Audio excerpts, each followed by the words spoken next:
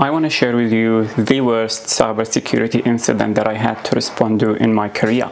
I have so many war stories to share with you, and I've had my fair share in Security Operations Center, but this one stands out.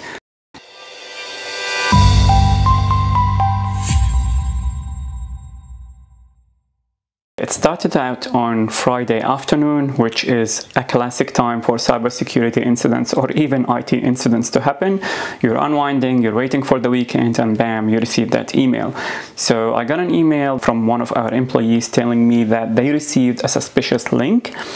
I immediately looked at that email, I investigated the link, I noticed that it came from one of our trusted suppliers. So there was another firm that my employer used to purchase cables from, so that email came from a legitimate source. It came from them. The email contained the link and was asking them, can you please access this file I shared with you using Microsoft OneDrive? So when I analyzed the link, it was going to some URL that looked like the URL of that cabling company, but not quite. When I clicked on it, it actually had a display image that looked exactly like Microsoft OneDrive, and it was asking for username and password. So it was quite clever, but the person who sent me that email was cluey enough to tell me, hey, something doesn't look right, please investigate. So he did the right thing. So what I did is I searched through our SIEM. We used Splunk at the time, so I did a quick search to see if anyone else have received that email, and I found that his entire department has received the same email. I narrowed it down to only 5 people who actually clicked on that email. I contacted them, and none of them have entered their username and password there. Nonetheless, I've resetted all their username and password just in case. I also contacted the cabling company to tell them, hey, we've received something suspicious from you. Your users may have been compromised. Now, unfortunately, that company is so small, they didn't have a security team.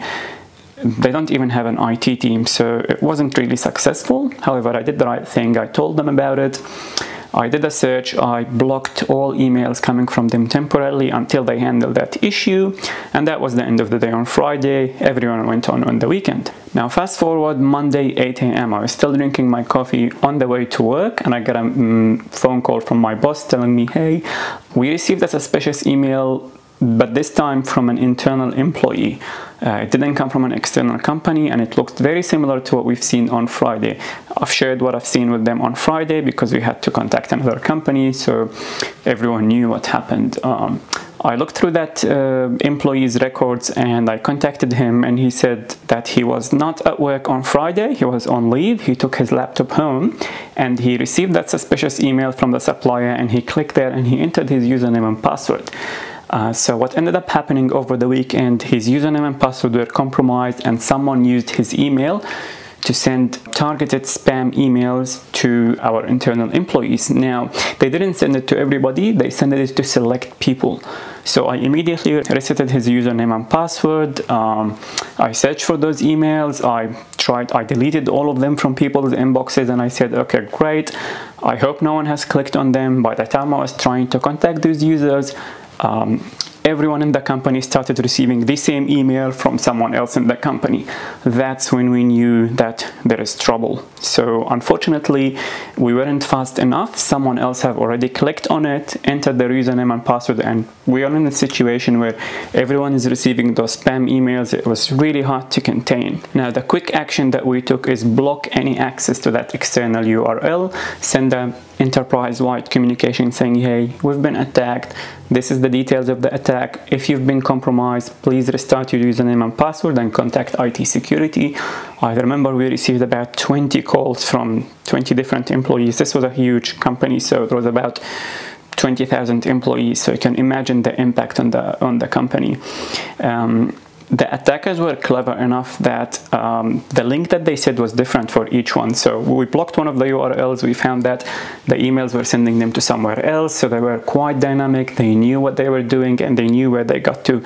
Now, thankfully, there was no real damage to our network. So the only thing that they got was username and password. That was a few years ago, by the way. So two-factor authentication wasn't really popular. It would have saved us.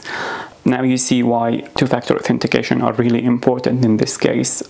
To cut a long story short, it took us a whole week to clean up everything, to talk to the users, to restart everything, to report all the URLs and to block everything. But it had such visibility, even the CEO was calling the security operations center. So we were really under pressure. However, everyone appreciated what we've done. We really contained the damage. No data was stolen, and we just caught it where it was about to escalate, because the next step was for them to use those username and passwords to access data.